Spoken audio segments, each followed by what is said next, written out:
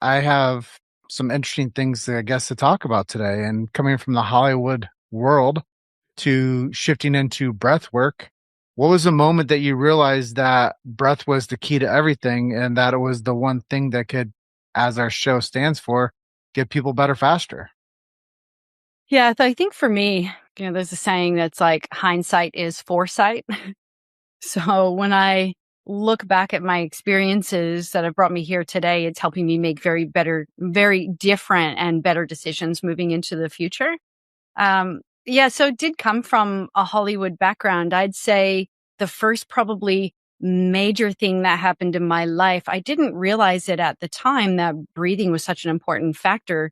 I realized it after I learned about behavioral breathing. But what happened to me is I wanted my whole life to be, a performer in Hollywood. And when I got there, I had a lot of amazing experiences being able to be on stage at the Grammys. The big one for me that actually was a turning point was when I was on the stage as one of the semifinalists for the first season of the Pussycat Doll show. And what had happened is, it's very high pressure, but it was like, I think that actually I wanted to be on the stage, but I think in hindsight, I didn't want to be on stage. And I thought, you know what I mean? Like, when you're kind of like torn between two worlds where you think you want to be a certain thing and then you get there and you're like, that actually, I don't want to do that anymore. I think I'd gotten to this point because when I walked out on stage to do my solo, I had the bright light, the music started.